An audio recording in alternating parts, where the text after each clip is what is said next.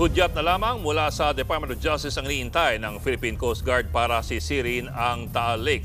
Yan po ay para makumpirma na kung doon nga ba nilibing ang higit 30 sabongero na bigla pong naglaho noon pang 2021. Nasa frontline na balitang yan, Laila Panglinan.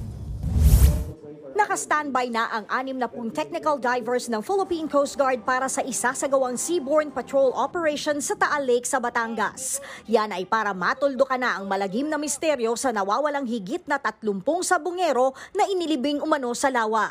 Kung matutuloy, ito raw ang pinakaunang retrieval operations sa Taal Lake. Meron naman po tayong mga kaukulang mga equipments.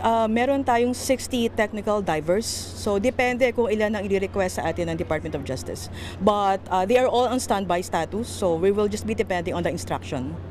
Sa lalim na 174 meters ng Taal Lake, nasa 100 metrong lalim lang daw ang nasisisid ng divers ng PCG. Masyado na kasing malabo ang tubig sa mas malalim pang parte ng lawa. Dahil dyan, posible raw na kailanganin ang koordinasyon ng Philippine Navy sa operasyon. May mga previous incidents tayo na dineploy yung ating mga technical divers, pero ang naging challenge dito is medyo matagal na eh. So this would be a challenging deployment. Sa ngayon, go signal na lang ng Department of Justice ang hinihintay ng PCG para simulan ang search and retrieval.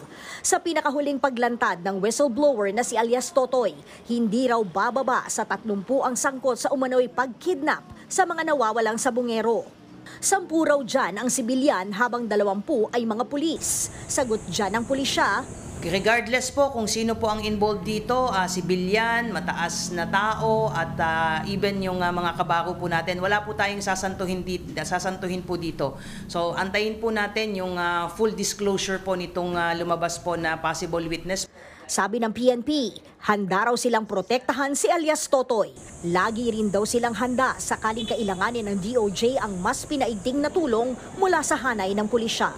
Nagbabalita mula sa frontline, Laila Pangilinan, News 5. Mga kapatid, Ed Lingaw po, nasa Estados Unidos, Canada o saan mang dako ka ng mundo, manatiling may alam at may pakialam sa mga mainit na balita dito sa ating bansa. Simulan natin ang bawat araw sa tuloy-tuloy na balitaan sa Frontline. Mag-follow at mag-subscribe sa social media pages ng News 5.